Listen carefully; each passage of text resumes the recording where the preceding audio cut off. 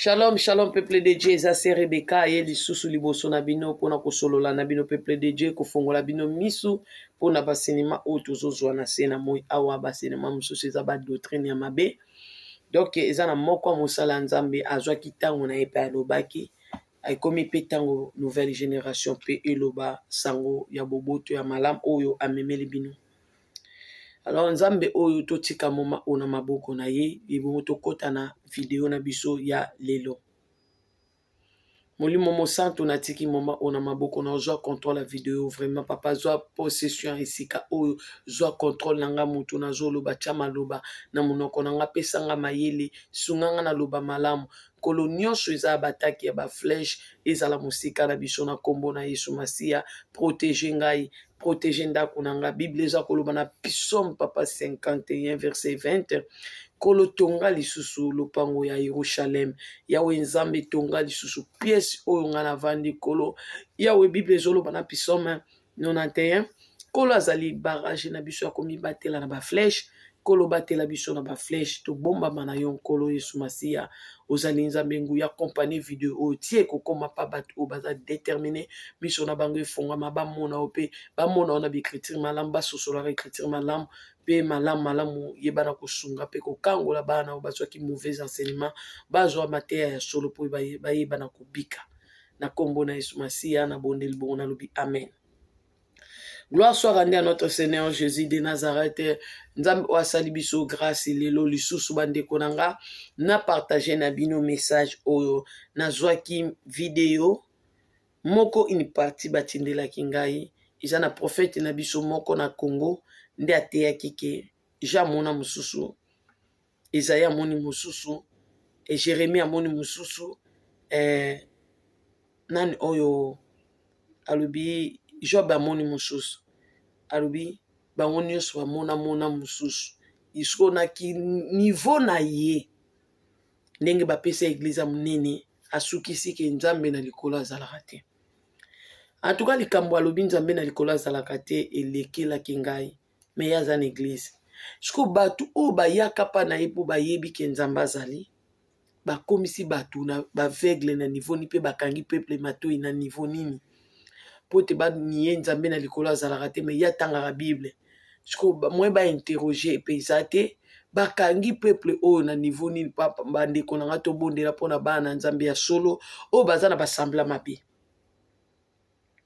mais toza wana te nazoyeba te église pasteur oyo bapesaki église batunaka ye mituna te to bapesaki église eza na niveau mosusu ya mabe nde yango batongela bango baeglise to penda église oyo bango batongi eza na lisungi ya nkolo Yesu Masia parce que soki ezalaki na lisungi ya nkolo Yesu Masia nzambe na biso aza likolo na nyonso ntongo ye alobi na likolo nzambe azalaka te seke eza nzambe te moto apesa ye église akamba ebongo oyo azalaka berger na nabenga ye na napesi ye nzela asimba Bible oyo eza sacré eza mpona bana na nzambe ye ateyaka nango me ye asilisi lelo koloba na conclusion ke nzambe na likolo azalaka te boyebi paster wana aza nzoto mike azalaka paster te babengaka ye prophète mingimingi abengaka bandimi na telefone aprofetizaka mingimingi na telefone bandeko mofisi naza komona na kati hotel longola olata bilamba bima na hotel ye wana nde prophète oyo nga nazolobela ye nde alobi nzambe na biso na likolo azalaka te ezali manque de maturité spirituelle nga to mosusu nakeba classe mingi te mais liloba na nzambe tovanda Bible elobi vanda na makolo nango na kosala bango nano marche mpe bosukaka wana te ntango oyo ozoloba na prière na okolo na vandi na makolo na mpo olakisanga banzela na David alukaki kaka yeba banzela nkolo mpo ye ayebi te alobi kolo olakisanga banzela na yo. Alors okoki mpe kovanda epai ya nzambe na makolo ya nzambe tanke ozolinga okoma moteyi to oteya peuple de Dieu mokolo peuple wana ni nzambe kende kosenga yo vanda na makolo na ye po yo akolisa yo na spiritualité okomprendre liloba na ye yo eza lelo zamba te po Bible eza zamba mpona banguna na biso baloto bapaster ya mabe bato baza koluka badétruire peuple de Dieu Bible eza zamba mpona bango beka akoti na Bible amoni baécriture okoma titi esali ye mpe bien te na motu abimi alobi nzambe aza te pendant que Dieu est là na olakisa bino mpe bolingo na ye mpe monene na ye façon ke bato ebele bakomprenaka nzambe te koma paster oyo koteya prophète oyo koteya ke nzambe na likolo azalaka te en tout cas biso tobengami mpo toteya bamama eza na bamama mpe bazwaki enseignement wana. Alors comme eza mabe nga na ye mpe nalongola yango na mutu na bango mpo eza badoctrine ya malamu te. Totanga nano na nkombo na Yesu Masiya, bofongola babible na bino botanga ntongo ke na rapidité zelanga mpe mokambi na yo oyo nazokamba nanu awa na video na minute oyo nazoya malembe na écriture yo tosilisi zelanga ye. Tokotanga na Esaïe 6 de 1 à 9. Totangi na nkombo na Yesu nzambe asunga mama Rebeka la lecture mais molimo déjà za prête atie déjà inspiration ya koloba oyo ezali na l'écriture. Natangi na nkombo na Yesu. Na mbula oyo mokonzi Izia akufaki, nazalaki na ndako ya kolo pe namoni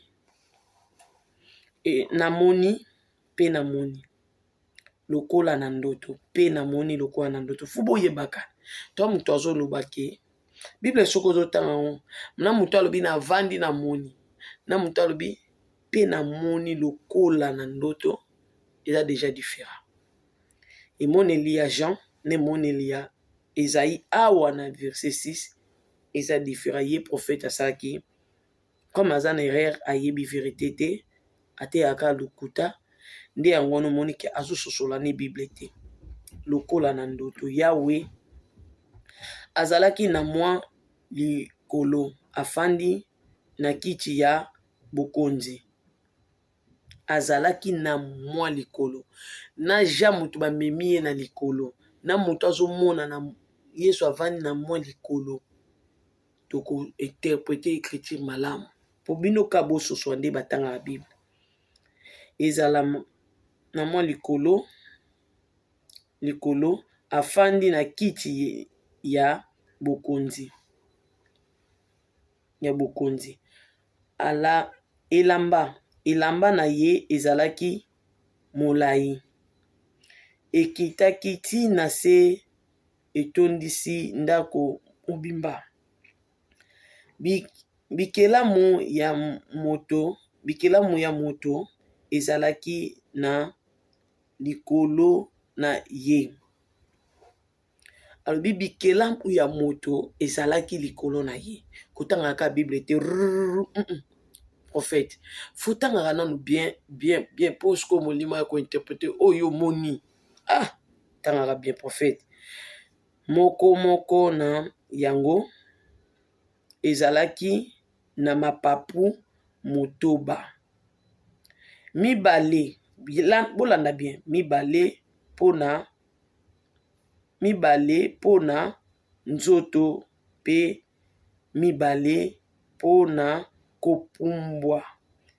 Ezalaki konganga yango na yango. Mibale pona kopumbwa mais na sauté place moko. Na sauté écriture pardon bolimbisanga moko mususu ezalaki pona donc mapapu mususu ezalaki pona kozipa kobomba nzoto na ye, mususu pona kopumbwa, mususu pona yango kobomba elongi mibale pona kozipa nzoto pe mibale pona kopumbwa. Donc mapapu mususu ezalaki pona kobomba elongi prophète. Mapapu mususu ezalaki pona kopumbwa, mususu pe ezalaki pona nini kobomba nzoto na ye. Sikoyo yo lobi jamoni mususu pola musuki kinani jo ba moni mususu po ngafuna zonga na video no wana na oyela ngoba na nzambe ponga naza na bikriture nga to kosalela ngo débat o eza comme flash ki ngai na yo to sa débat pour lobi nzambe na ngazali te. Bible lobi na 3 ezalaki konganga ngongo ya makasi. Mosantu yawe ya nguya nyonso azali mosantu. Foyeba sikoyo awa pona ni baoganga mosantu yawe azali nzambe ya nguya nyonso bazoke koganga ngo pa Esaïe. Yo nde foyeba nanu pourquoi Esaïe mona mususu. Fulande na contexte ya message oyo nzambe a monisi na Esaïe prophète. En plus fuyo yeba tongo ja azomona mosusu ja azomona po aloba nini pe po asala nini fo yeba contexte na ye oyo kolo azomoniseli makambo to angelo azomoniseli makambo po ja amonaki makambo ye moko mosusu na vision alobi nazomona eza na makambo mosusu alobi ange azolakisa nga mpe nalingi nafukamela ange wana alobi kofukamela nga te. Donc eza makambo mosusu ja amoni nano na vision ye moko nzambe asali ye ngolu mais eza na makambo mosusu nzambe atindi ange alakisa ja makambo wana na moto azomona na vision ye moko fo yeba yango de un prophète fo sune avo yo oteya de deux faut comprendre que na moto okolo atindi sikoyo ange akende kozwa ye mpo alakisa ye donc itonga Rebeka na omona mateya na yo na omona onde mosusu na siko molimo mosantu anga bandi kososolisa nga oyo ozoloba na pense na ye nini oyo ozomemela nga libungi ekomi nde mosusu na emoneli na ngai na emoneli ya nkolo tomonaka ndenge moko te toyokaka ndenge moko te mpe bapense na biso na nzambe ekokani te nga na komona ndoto na interprete yango mpenza boye me molimo alobi non interpretation wana eza yango te eza oyo donc tointerprete ndoto mibale me verité eza oyo nzambe amonisi mpo ye nde moto ayebi verité siko yo ntongo ozoloba ezaya amoni mosusu nani amoni mosusu nazoyeba te contexte nini oyo ozokendelele bango siko yeba nzambe azokomimonisa na ezali lokola nde mosantu fo yeba lokola mosantu siko tobaloli pape na biso kaka to wana biso na ezali 6 mokili mobimba etonda na kembo na Yawe kembo na ye etonda na kembo na ye mosantu mosantu nzambe azali mosantu mokili mobimba etondi na kembo na ye donc nzambe ekomilakisa na ezali ke il est Dieu saint fu yo ndo yeba wana mongongo na yango ezalaki koningisa baporte ya ndako ya Yawe mongongo ya malobo ezotatola mosantu mosantu wana ezoningisa même baporte ya Yawe ntango ozotanga bible etangaka bien mpe bongo na milobi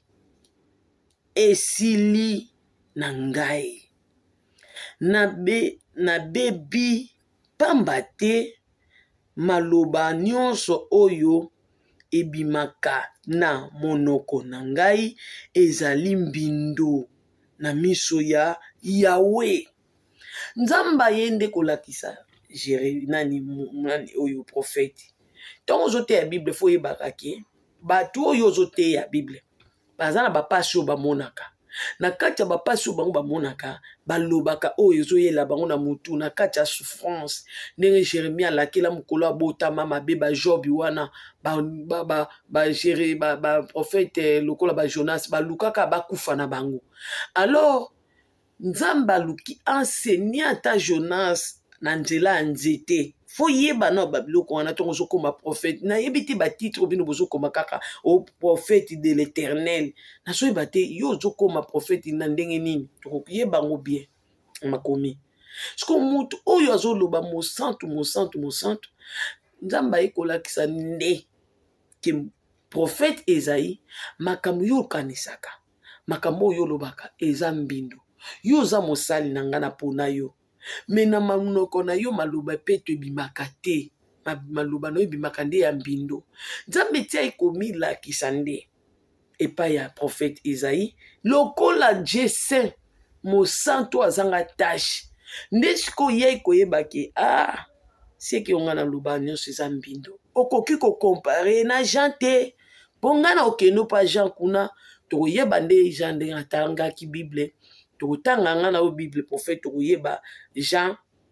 makambo amonaki bokotika kokosa bana na nzambe nouvelle génération aye mpena na kodétermine ke oyo eza faux oyo eza vrai mateya ya solo ndenge babible ezoteya biso na Ephésien toloba vérité fo yeba contexte oyo nzambe amimonisaki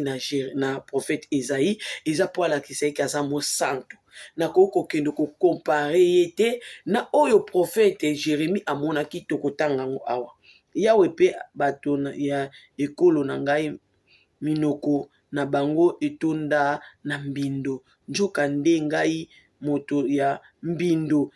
boye namoni mokonzi yawe ya nguya nyonso, bongo ekelamu moko ya moto apumbwe pe bipai na ngai. Ezalaki, botanga bien vraiment, na esimbelo ya ebende na liboko akamati na yango likala ya moto. Azalaki na ebende moko boye, akamati yango asimbela yango sikoyo nde likala ya moto oyo ezalaki na mesa ya mabonza. Oyo ezalaki na mesa ya mabonza. Oyo pe oyo azomona oyo nanu prophète. Fu biso pe to interprétaka écriture yango pe bien. Tant tozoke loba mimoni sur lokola mosantu. Oyo pe ezaya bando expliquer awa eza na interprétation nango tellement eza pe mula eza mozindo. Écriture ndo monaka lettre na lettre eza pe na mozindo nango eza na explication na yango. Etutisi ngai yango na monoko pe elobi. Lokola moto oyo etuti mbebo na yo, mabe na yo elongwe, masumu na yo elimbisami. Bongo na yoki Nkolo azali kotuna natinda nani? Natinda nani akozala toma na biso? Nazongisi ngai oyo, tinda ngai. Alobi, kende loba boye na bato ya ekolo oyo, bokoyoka malamu, kasi bokoyeba tina te, bokotala malamu, kasi bokomona te. Nasuka wana pona interpréter Bible bien. Moninga nazalaki kokuma kota kotanga. Mais na kolinga te na niveau spirituel nazala pe kokuma. Foza neloko moko ata oza défaut, mususu foza pe nango makasi. Siko yo tongo zote ya bana na Nzambe ke Nzambe na likolo azate po ja mona mususu Job amoni mususu o kingana Isaiah amoni mususu. Awa Isaiah za moto masumu moto mbindo. Nzambe azoluka basali. Mais na kati ya monoko moto oyo azata moto mbindo, monoko ne bimisaka maloba mbindo ya lokuta ya mabe lokola yo. Mais Nzambe aza na posa basali. Bible ezoyebisa biso elangeza monene basali baza moke. Tobondela na kola tinda basali. Eza na bato mususu bazwa osala ya Nzambe lelo. Zoka ba témoignage ya biso te nga nazaka muyibi, nga nazaka ndumba, nga nazaka nganga kisi. Ça veut dire ton kola zoya komimonisa kati na biso ndenga mimonisa ki na apôtre Paul o azalaki Saul de Tarse. Azo kokuta biso na kati na ignorance. Mutu na mutu azokutama, Nzambe azokute na lolenge na ye. Alors to Nzambe azo komimonisa na lolenge ya mutu wana azali. Amimonisi mosanto epa mutu aza moto ya masumu. Yeba moni na ndenge ki Nzambe aza peto. Nga na moto masumu abandi repentance na ye. Pe Nzambe nda kangoli munoko na ye. Alekisi ye na moto ndenge pe foi na biso lekaka na moto. Bible lobi na Esaïe. Kaka na Esaïe awa na 43 Israël ekolo ya Jacob. Nga Nzambe na mutu na bengio na longoli yo na boumbu. Mais azo kita wana zoloba boko leka na moto boko zindate boko leka na mai boko zindate boko leka na moto boko zikate. Esaïe aleki na moto. Alors cette révélation Esaïe moni lokola na révélation na ndoto na koki ko comparer en ngote na Jean. Parce que tongo Esaïe za ko expliquer biso ke azaki da ba mapapu mususu ya kobomba elongi, mususu ya kobomba nzoto, mususu ya kopumbola. Ça veut dire faut que ne ko interpréter mapapu wana. Eza na bato mususu Nzamba pesa bango mokongo lokola Moïse abombela bango elongi. Bible zo koloba Moïse azoloba na Nzambe lakisa nga elongi na fais-moi voir ta face. Ndenge bino bato français botera soko partout wana français. Fais-moi voir ma face. Wana français. Salanga na mona elongi na wana pananga na lingala. Salanga na mona elongi na yo. Nzamba bombela Moïse elongi. Prophète itala ba vexé na Julio awa na yebite tozo kende o eza première partie nyonso eza ba vexé. Donc na bandako enseigner yo pona na matebela côté bana Nzambe mais à chaque fois na bandako ko enseigner yo ndenge bato wana ba monela ki pona interpréter le Bible pour mona ke ba ko mona ndé mon côté. parce que Jésus aza na côté pôle côté ténèbres. Alors yo le ténèbres nini. Donc ils ont cinq enseignements, je vais vous enseigner puis aussi oyebaka côté ténèbres de Dieu. Alors wana eza onalaki yo prophète na oyela yo côté ténèbres de Dieu na côté lumière na bato bamonaki côté ténèbres bakomona nde mote na bato bazomona côté pôle. Ah ozoteya mabe makasi bongisa nzambe asala grâce akangola yo. Alors mapapu wana eza mpona kobomba elongi donc nzambe abomba elongi ya Mosi abombela Moïse elongi alakisi ye mokongo mokongo ya nzambe eza mpe na nzambe alakisi Moïse mokongo me abombeli elongi na ye me Moïse azalaki na mposa mona mokongo te me elongi me kolo abeteli lisolo nde boyebi abi ntango na oleka komona ngai na omona ngai me na elongi te amoni wapi na mokongo nde Moïse amonaki ye na mokongo ndenge eza na kote elongi ya nzambe tokointerprete yango kote mpe mokongo ya nzambe oyo Moïse amonaki ene interprétation nango soki oyoki mosali bainterprétation ya makambo ya nzambe ozoyeba te ndeni ya mibale to nzambe azoloba Moïse alobi fais moi voir ta face nzambe abombi elongi na ye bana na nzambe ezalaki ozoyoka Moïse nani ezali azoexplike so mapapu mosusu eza mpona kobomba elongi ça veut dire nzambe abombelaka Moïse elongi mais elongi wana ye komonana mpona génération mosusu bazwi soki basopi na elongi na ye bible ezoba babwakili soki ezali 54 basopi soki na ye 53 basopi elongi soki na ye bazwi soki babwakeli ye na elongi ye asalaki ate eloko te basopi soki na elongi na ye sikoyo elongi yango soki biso tomonaki te tokobwakelaka soki ndenge nini donc ezalaki te na ntango wana bato wana bamona elongi na ye ezalaki elongi ya bato oyo fo amipesa amikaba amikitisa mpo te amerito ameritaki me biso tomona ye mobimba na ye eza na enseignement naza wana te nake na bino na toko te ya Jérémie totanga na Jérémie prophète Jérémie alobi nini natangi na Jérémie zela nanu tokatakata mpo tozala mposa video moke mpo eza avertissement tozala kolongola mateya wana paster ateyema prophète ateyema mpe makasi abi nzambe azalaka te ampesi likambo eza likambo mpenza fo etouche bato baza na internet balobelaka Jésus boyebi baza na babone ebele bana bato ebele babone wana balandaka bamateya wana bato nyonso alors koma likambo ekweli biso bango bavandi nie bakoti likambo te me ntongo baka bandai koloba awa bato nyonso bazalaki kotaki roger baka aza nzambe te aza nzambe te akosi bana na nzambe aza nzambe te baenseignement mabe fu bozala wana mpe mpona kolongola yango mpona kosoutenir bana na nzambe bayeba verité en tout cas bozala mpenza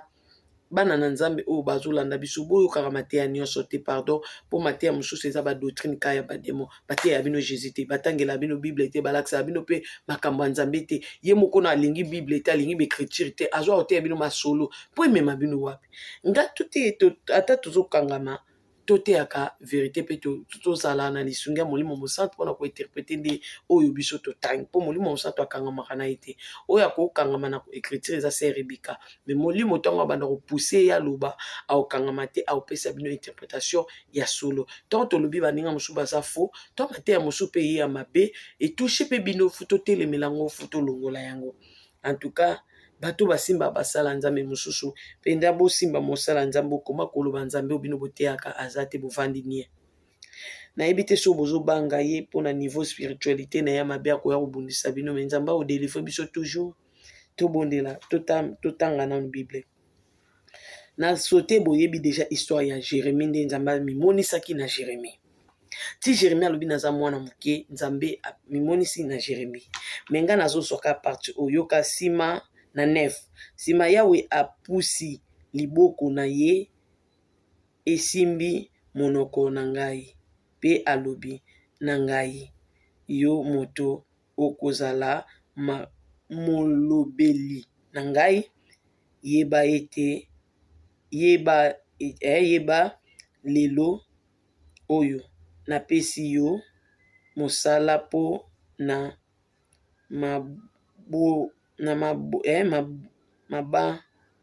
nakangami bozela ngai natanga na motema ebo tokointerprete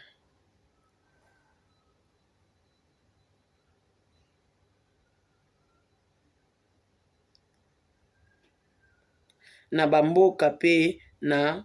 bakonzi na yango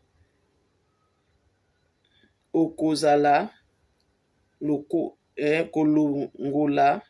bakonzi mpe kobwaka bango na se. Nakangamaki kokangama nanga na kotia pozi te pufu boyebaka nyonso eza na témoignage ya Sœur Rebecca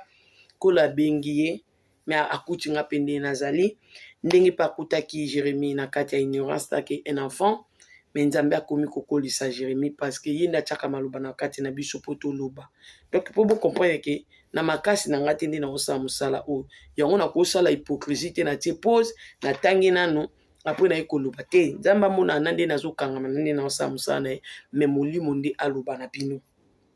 Ye alobi Jérémie amoni mosusu Ezayi amoni mosusu kuna Ezayi ndenge amoneli nzambe nalakisi bino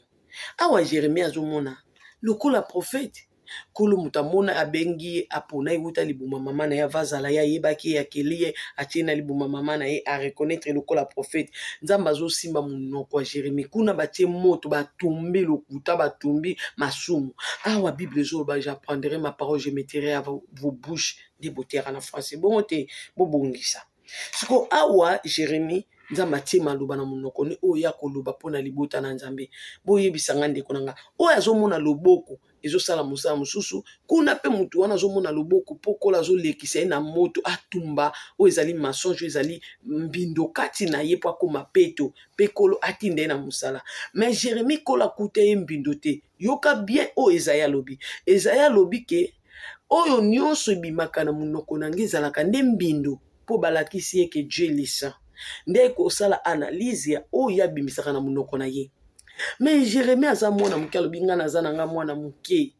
nayebi na nga koloba te ndenge Moïse azoloba nalobaka bien te ye alobi naza mwana moke nzambe azobengi Jérémie na age ya 13 ans aza mwana moke nzambe siko azwi loboko natie na monoko ne j'apprendrai ma parole je mettrai à ta bouche wana kota bata français natie maloba na monoko na yo mpona olobela peuple na ngai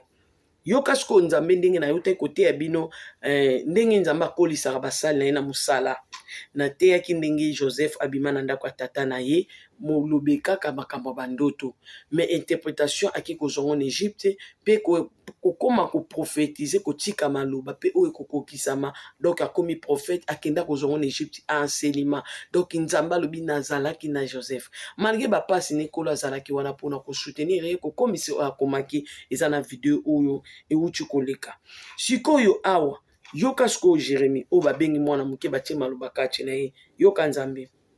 na 11 Yawe atuni ngai boye Jérémie ozali komona nini nazongisi bososoke botalaka pe na Bible bien nazongisi nazali komona etape ya lidame bongo Yawe alobi na ngai ezali ya solo bino bokitanga na ozwaka baparti mpona kointerprete mpona yebisa bino ke siko Jérémie awa nzambe atoni Jérémie ozomona nini azotala so Jérémie azomona bien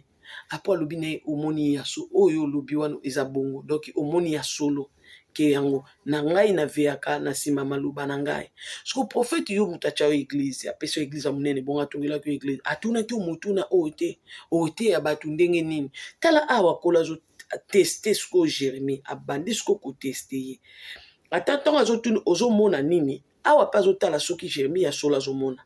kolo aye kosoutenir alobi omoni ya solo eza na mateya eza na enseignement oyo kola azoloba nasuka ye koloba na veyaka na nsima maloba na ngai mais yo soki ozoteya baécriture yo monaka nini na kati ya Bible mpo ya koteyaka nzambe na likolo aza te Jérémie amoni mosusu Ezayi amoni mosusu oyo Jérémie azomona awa c'est une enseignement c'est une prophète bazobongisa ye mpo te balongole kobanga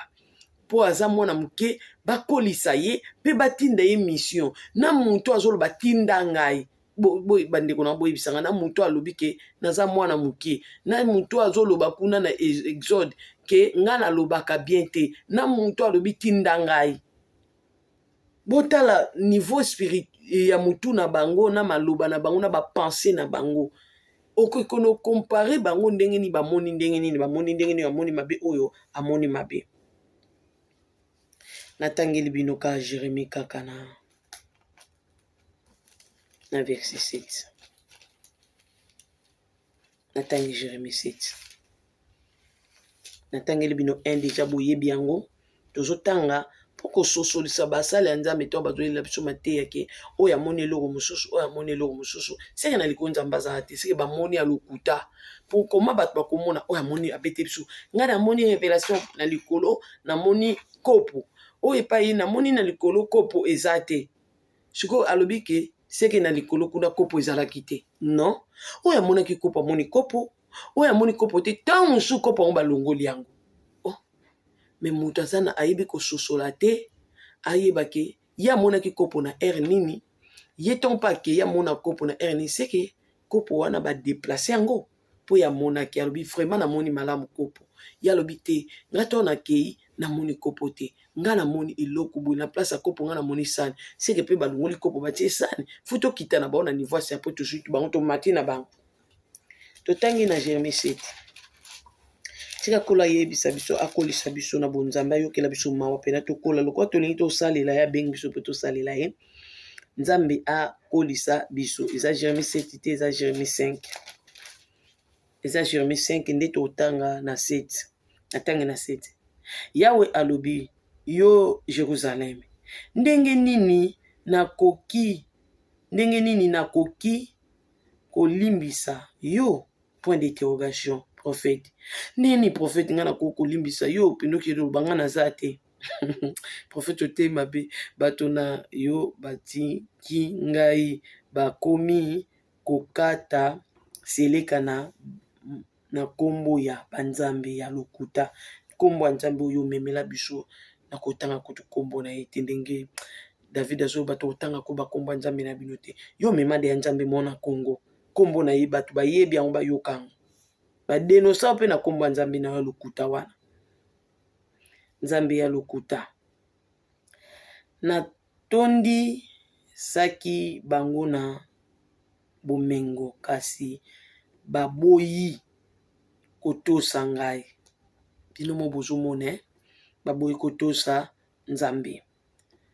bakomi kolanda basi ya ndumba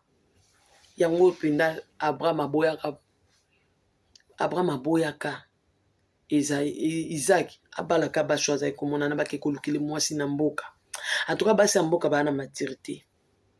basi ya mboka bayebi mpe kobatela mibali mpe mabala siko mboka nga na olobelawa eza mboka ya bonzambe fo kozwa mwasi oyo ayebi kotanga bible mpe kososola baécriture yo paster yo kozwa mwasi aza kwa koningana ese Rebeka bandaka évangile avandi te na bonzambe kaka bongo bandi non tosenga nzambe apesa biso kimia nzambe apesa biso mayele nzambe atia biso toloba ampe aplesi bozala na bino na komikitisa bino nde bondimaka bafoti te yango moniki nzambe aosunga bino te mais soki ozondimaki papa nasali mabe awasunganga nzambe aosunga yo oteya bien mpe akolakisa sikoyo sikoyo ozalaki omona bien te ntango nzambe azotinda ya maloba yebisa Rebeka alongola basentima mosala nanga basalaka ngo na basentima te sikoyo so nga na boyi koyoka maloba nzambe nde nini nga na kobika me ntango na bikolo longolanga basentima cette fois-ci namemela peuple nao makambo ya malamu nzambe aosala ngolu mabe na bino nde bapaster bondimaka mpe defo te baprofete ata te mabe osenga peuple de Dieu pardon okoka te me moto atindo alobi obokondimela ye apesi bino bomengo atongi bozwi mpe baeglise yango kitoko bashere mpe ya bien basali mpe ya bien mo bozoteya banzambe mosusu bobokondimela ye bobokobanga ye bobokomikitisa epai na ye nzambe azobenga biso na repentance na sote na 5 me yo 6 5 mobimba bandeko na nga ekosunga yo Jérémie 5 mobimba na Jérémie 1 mobimba mpo tanga contexte nini okola azosolola na Jérémie ointerprete yango na lisunga molimo mosantu ekende kotumbola conseil mayele na yo na video oyo mpe contexte nini oyo Jérémie nani Esaïe azomonela kolo mpe bazosolola masolo nini kuna babeta masolo ya bosantu awa baosene moto akekote akoma mosali baotya maloba mpo akeloba siko oloba nzambe aza te na ngai nazoyeba te pourkui alobi nzambe aza te eza provocation ou bien batindikaki ye na bamilimo mabe omoni so milimo mabe mpe eleki ye omona sere avandi na kiti oyoka mposa apumbwe donc yango wana monaka esalaka mpe bongo yo ozokasi eza nguya nzoka eza nguya mabe ndenge papa azoloba kuna na bible ya Marko 9 kuna mwana na ende molimo mababa na ko tutu kumukisa ye atutu mukisi mwana miso abwaki na moto donc yo pe molimo atutu mukisi abwaki na lokuta donc oke niye nzambe azate eza pena mawa nayebi te soki oza mosali mpona nani mpe manani apesa yo mpe ozo reconnaître nzambe te ezali passe meme sata ye moko ayebi ke Dieu il est le tout puissant mais comment yo ozosalela ye ozokende koloba na oyo maître nokuta alobaka te en tout cas ezali passe mingi mpe mawa na sote na ye na 20 yawe alobi boloba na bato ya libota ya Jacob boloba na libota ya Jacob nga mpe na ramoko ekola Jacob nde na bisi bino Esaïe 43 boloba na libota ya Jacob tozosola na libota ya Yakobo boyebisa bato ya Yuda boye boyoka bino bazoba oyo bozanga mayele bozali na miso kasi bomonaka te bozali na matoi kasi boyokaka te oyo nzambe azoloba na biso libota ya Jacob libota ya nzambe oyo akufela apesa biso bomoi ya seko azoloba to wana matoi tozoyoka te to wana miso tozomona te tika nzambe asala biso grâce tomona en tout cas oyo eza kaka flash mais tobanda kotanga mpe Job ntango azomona Job azalaki na ngambo nini mpe Jean ntango azomona Jean aza na ngambo nini nde sikoyo tokoloba ngo na video oyo ekoya nsima koma tososola baécriture mpe kolo apesa biso mayele so tolobi bien te na video oyo kolo nde aotala video oyo soki vraiment pensé na esili te kolo aotala na video oyo mpe aopesa biso mayele mpo tosilisa yango na promete nzambe ya Israel komikitisa mpe kolenga liboso na ye nalaki nzambe na bino oyo ya bosantu le créateur de toutes choses mokonzi ya l'univers ke soki kolo amoni nga na mabe to na tei mabe na kosenga bino pardon mpe na koya koyebisa bino eloko nalobaki bandeko nanga bolimbisa parce que ntango bino bozolanda biso fu biso tanke nzambe azobenga biso baservante to basali to batei to bapaster to baévangéliste na baprofete na nde bokomaka baservante eza mpo tomema peuple au quelque part mais soki biso tozo kogumbamela ye te toyebi te bato oyo bakoya bakogumbamela nani donc nalaki nzambe ya Israel komikitisa asalanga bolamu vraiment mpe nasengi libota na nzambe pardon parce que nazangaki discernement na bandoto mosusu parce que na interprétaka bandoto mais bandoto mosusu nazangelaki yango discernement bible ezoloba na biso badisciple babengani molimo mabe akete kolo ye moko abengani bible ezoloba na biso kolo azoenseigne biso milimo mosusu ebimaka na jeûne et prière bamilimo mosusu ebimaka so mosala nzambe amati na niveau makasi niveau spiritualité donc asambeli mingi na moto apriya akobenga na molimo mabe kokokende parce que badisciple batunaki ye mpona nini maître biso tobengani molimo mabe wana akendaki te nde bazwaki eyano wana deke biso bana nzambe tozwa koteya bana nzambe mpe mitema na bino eza kaka makasi biso mpe tokoyebisa kolo mpona nini motema eza makasi yango wana mpe moïse abandaki kosala tanke azokepa pharaon moïse mpe akomaki kotuna mpa nzambe mitema mpe kolo akomoyebisa nga moto nakomisi ye motema makasi eza mpona boye donc biso mpe tokotuna nzambe tanke nzambe alobi ke barévélation mosusu yo olobi na peuple na nga ezalaki bongo te ezalaki privé mpona yo to ezalaki mpona yo moko yo kebetela peuple na nga bango bino bokokanisaki eza mpe mpona bino bosali mpe bongo ngai mosali na nzambe ntango kolo alobeli nga to abenga na repentance nakoya mpe liboso na bino nakoloba peuple de Sion en tout cas mpona message ndoto napesaki en tout cas bolimbisa nga ezalaki privé mpona nga mais comme nga nazalaka na bino navandaka na bino napasaka message mpa na bino nde nalobi ke tala oyo nzambe alakisi nga ta nzambe oyo atalisi ngai mais nayebaki contexte te funa mikita nasenga pardon mpe naloba na bino bolimbisa nga mpona likambo oyo ntango mosusu oloba mama Rebeka kasi ndoto yango ezalaki nini sokola yebisi ngai nalobi nalaki nzambe komikitisa naza na posa na bato bazolanda nga vraiment bazala desi te lobi ezala te servante yango apengwi na ye to servante yango alobi alakaki biso botosi na nzambe lelo akomi rebelle na nzambe ya Israel. Soki olayebisi nga ke ndoto oyo parce que message bayelaki nga pa mosali na ye tala osali mosala nzambe na berere tala osali nzambe alobi basala mosala na ye na basentiment te elongola sentiment tala ke révélation mosusu oyo olobi na libota na ye eza mpona yo moko soki ke kolo alobeli su mosali na ye lisusu ndenge alobelaka baprofete na ye baservante na ye ayebisi su mosali na ye ke nga nakota ye na repentage mpo nakimaki mbangu mpo nga nalingaka kobebisa te na nzambe nabangaka ye makasi ye nalengaka ye sikoyo nawelelaki mpe nakolelalela mpa nzambe alimbisi nga na ndenge akomotya maloba mpe na malamu toloba mpona libota na ye mais soki mosali na ye susu azwi message ayebisi mama Rebeka exemple ke mpo message ekokontinue na mosali oyo kola alobaki mais so mpe ye moko kola elobi na ngai ke eza nde na solo na bino boye kokobendelanga mpe bolamu so boyebi te kola bitala message ezalaki oyo oyo olobaki na mosali na ye na bana na nga mpe naoya mpa na bino nalaki bino soki nzambe ayebisi nga to ayebisi mosali na ye nayokela mpe basali na nzambe oyo parceke baevangeliste baza badocteur bazali boyebaki baprofete bazalaka boyeba mpe baservante oyo baza bamessager de l'éternel bazalaka na ngai évangéliste na servante de Dieu aza messager de Dieu tokoyoka ndenge moko te tokomona ndenge moko te komikitisa nde moto eboma biso sur le terrain mais soki oza nano na komikitisa nzambe osaleli puissamment tika nzambe ya Israel azala na bino nzambe bosantu apambola bino soki message ye ya malamu nakoyebisa bino nakokomela bino wana tozwi message mais ya cette fois-ci mpona kokabola na libota na ye soki eza mpona nga moko nakoya lisusu te mpona koyebisa bino antuka mpe nasengi nzambe akitisa motema na nga amelisa nga mai ya kimia mpo te nasala mosala na ye malamu na motema ya kokita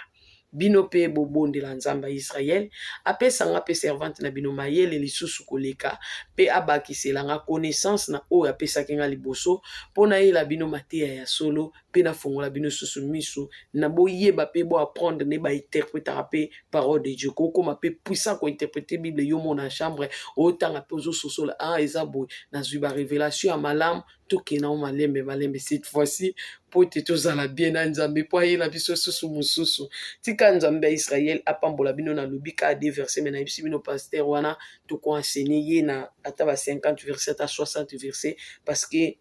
azangi discernement koto ya emoniseli me babengi ye na kombo ya prophète nanga kutu naza évangéliste nazomona nde mosusu me prophète azomona bien te moto aza sensé ya komona bien tomonaki eza danger miso ya basali na Congo eza kofinikama kola finiki bango baomona eso bien te tosenga pole na nzambe beta kota basali bamona bien mpo bayeba koteya bien lisungi na nzambe etalisama na bino bato bolandi video oyo so ser Rebeka alobi bien te bolimbisanga soki nabeti mpe moto moko libaku na orgueil balangage na biso souvent yo ozoloba bien mais moto mosusu amoni oza orgueillisme yo oza orgueillité mais comme eza évangile de paix tomemeli bino mpe boyeba kolimbisa ngai bobeta libaku te vraiment na bondeli bino nzambe azala na bino na kombo na Yesu Masiya na boboto nyonso tokoya koteya bino côté ténèbre de Dieu et côté lumière de Dieu ndeni moto amoni côté ya ténèbre aomona ndenge nini na oyo amoni pole